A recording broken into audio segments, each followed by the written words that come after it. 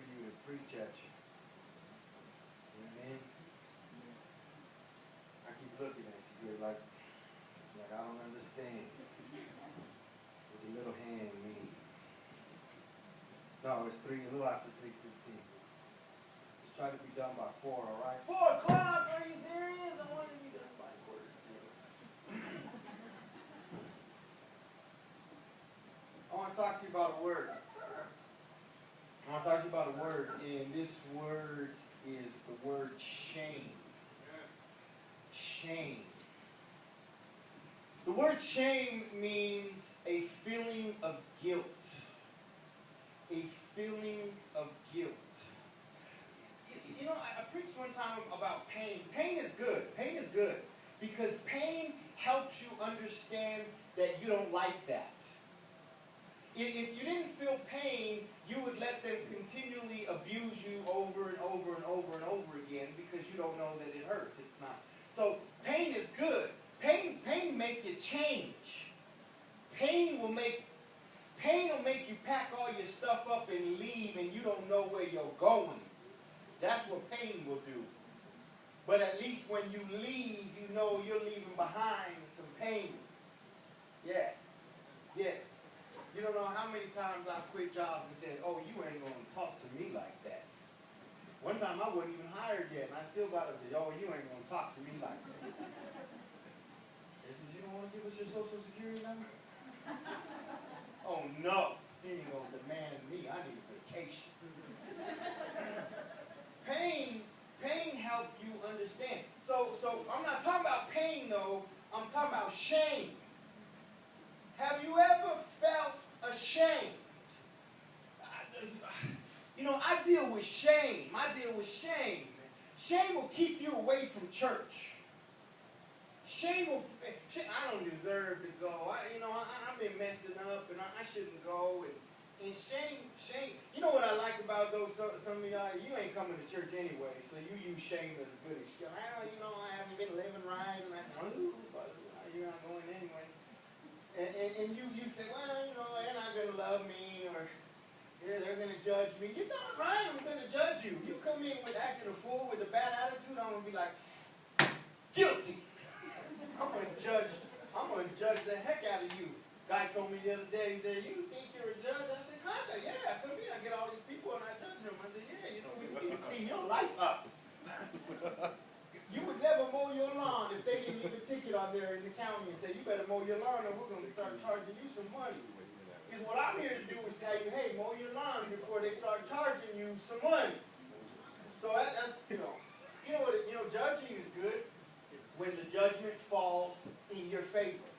When you walk in here beaming and shining like the noonday and you changed and you sober and your attitude's different and I'm judging you like, yeah. And I say, man, you look good today. You're doing good. You'll be like, oh, the judgment fell in my favor. Yes, I do feel good. And I've been doing protein and walking 10 minutes every day. And, yeah, man. Well, I'm judging the heck out of you and you look really great.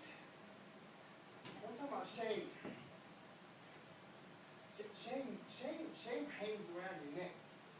Shame is sometimes it's physical. It make your stomach hurt, make your head hurt, make you dizzy, make you depressed, make you angry, frustrated. I'm talking about shame. Let me tell you something. If you feel shame today, you're totally human. You totally fall under the regiments of the kind of people that God is looking for. The people I can't deal with are the ones that have no shame. Like, you should be ashamed of yourself. Should I? I don't feel nothing. No, you ain't that don't shame you. You don't feel ashamed. I really feel pretty good. Okay, well, you know what? When you stop feeling ashamed, I can't reach you.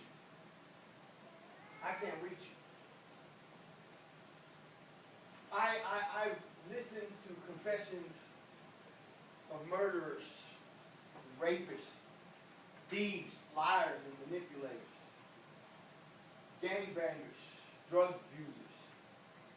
And they sometimes reach a point in their life where they're not ashamed anymore. And when you are not ashamed anymore, then I can't reach you. because it psychologically seeps into your spirit, and spiritually seeps into your psychological part of your brain, and you really don't care what anybody thinks. I'm not really big on caring what people think, but really it bothers me. I do care. I don't care what you think. Yes, I do. I care. I'll never tell you that. I just told you. But some people, they really don't care. They'll walk into your house, and be like, no, man, I'm totally changed. I don't got nothing going on. I'm sober. And I don't have nothing to worry. And you be like, what's in your pocket, man? Is that my change jar? No, I had it when I walked in. Let's go to Romans chapter 1.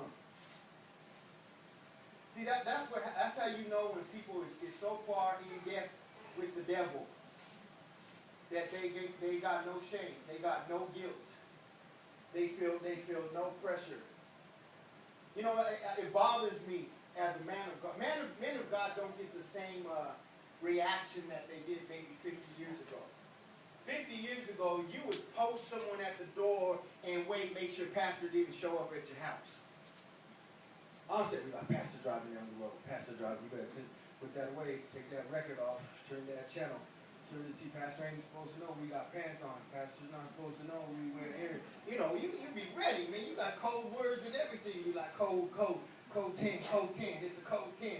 That means pastor coming. Code 9 means he brought his wife. He's going in the girls' room. Code 9. If he come by himself, you can only check the boys' room. He comes with his wife, he's taking the girls' rooms too. Nowadays, you don't care. Yeah, not a lot of respect. You say some things that I can't believe come out your mouth in front of a pastor. Yeah. I just sit back and be like, God's gonna strike you dead. I got enough problems. And I ain't doing a funeral either, so your mama can't call me. Romans chapter 1, verse 21. Check this out. Very interesting reading today. Romans chapter 1, verse 21. Because although they knew God, they did not glorify him as God, nor were thankful, but became futile in their thoughts, and in their foolish hearts were darkened. Professing to be wise, they became fools.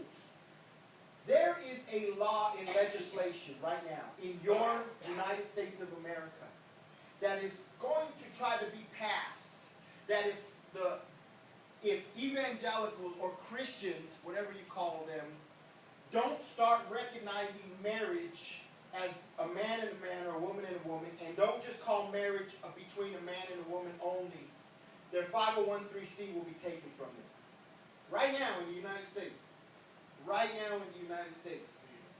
In Gay Pride Month or week or whatever that's coming up, now this is where I'm talking about no shame, babies, no shame. Okay? There is something that's getting, where during Gay Pride Week or Gay Pride Month, I'm not sure when it is or what it is, the United States of America is going to introduce to the members of the United States for the first time a general and his husband. A general man and his husbandman. So two gay men are going to come out, and one of them is the general of the army that we believe in. Army is the biggest, most profitable organization or company in the world, the United States government. Yes. 4 nights ago, Wells Fargo came out with the commercial where two gay women adopted a baby girl and said, "We are your mommies now." And it aired during the playoffs, the NBA playoffs, one of the most watched games or events during the week of this week. And Wells Fargo presents this commercial. The financial advisor of Jimmy Swaggart Ministries, all of his finances was ran through Wells Fargo. Shows up at Wells Fargo the next day, withdraws all of his money, and says, Jimmy Swaggart Ministries will not do business with you as long as you publicly take a stand towards homosexuality. Starbucks is going to come out with a drink, and all the proceeds from their drink will go to the gay pride movement. Burger King is going to have, they're calling it a Pride Burger. And all the proceeds from this Pride Burger will go to... I'm telling you, church, there's no shame. When Bruce Jenner turns into a woman, that's his business. Until me and him go into the restroom at the same time. When me and Bruce Jenner go into the restroom at the same time, we might have an issue. Or if Bruce Jenner walks in with my wife into the bathroom at the same time, we might have an issue. Talk to me about having some shame. You should be ashamed. Now, go ahead, do what you want in private. I don't care what you do in private. I'm not the pastor that comes and you're looking in your room in your house. I'm too soft. I'll be like, oh God, no, you got that in your room. No. You're supposed to be special. I don't want to know, baby. Lock that tight. Don't come. No way. I'll stay in the car. You run to the door. I'll roll it down a little bit. Be like, what's going on? Are you all right? I don't want to know. I don't want to see. I don't want to smell. I don't want to hear. I don't want to know.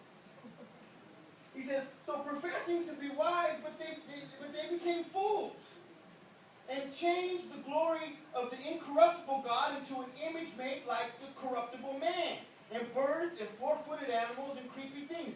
Therefore, God also gave them up to uncleanliness. God gives them up to uncleanliness in the lust of their hearts to dishonor their bodies among themselves, who exchange the truth of God for the lie and worship and serve the creature rather than the Creator, who is blessed forever. Amen. I'm going to 32. For the reason God gave them up to vile passion. This is happening in your United States of America. This is happening. They are called progressive Christians. They are progressive Christians when they say a man can be with a man or a woman can be with a woman. But where do we draw the line? Where do we start being ashamed of ourselves? You know what it used to be when the church would say if you were divorced, you can't teach Sunday school. But when I came into it, I said, you know what? I think divorced women deserve to teach Sunday school. They got a story. They got a power. They got an anointing about them. But where do I draw the line? Well, we say, okay, well, you know what? Let the two men lead the Bible study now. Let the two women, we got to draw the line somewhere. There's got to be a moment where you say, you know what? I'm kind of ashamed. And I'm not talking about just homosexuality, church. I'm talking about your attitude. I'm talking about stealing. I'm talking about lying.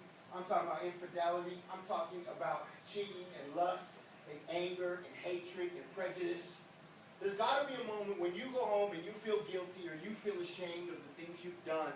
That means God can work with you. In Romans, we're talking about a people or a generation that we can't reach anymore. He says vile passions. When was the last time you heard that? Vile passions. So, for even their women exchange the natural use for what is against their nature. Okay? I mean, that's a whole sermon on itself. I'm not even going to go there. Just, good Lord. Likewise, also the men leaving the natural use of the woman burn in their lust for one another, men with men, committing what is shameful and receiving in themselves the penalty of the errors which was due. And even as they did not like to retain God in the knowledge, God gave them over to a debased mind to do things which are not fitting. So God will let you do it. God does not come in and stop you from doing it. Any of the things that make you feel ashamed, God does not stop you from doing it. God does not stop you. You are quite capable of making your own shameful decisions. It's the feeling that you get when you say, you know what, I'm sorry, but this don't feel right. You talked to me about it and you made it sound good and you made it look good and you act like it feels good. But now, right now in the moment, something does not feel right in my spirit.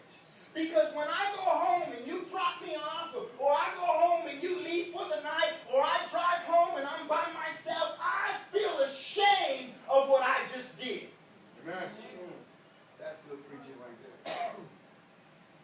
And let's go to 29. Being filled with all unrighteousness, sexual immorality, wickedness, covetousness, maliciousness, full of envy, murder, strife, deceit, evil-mindedness.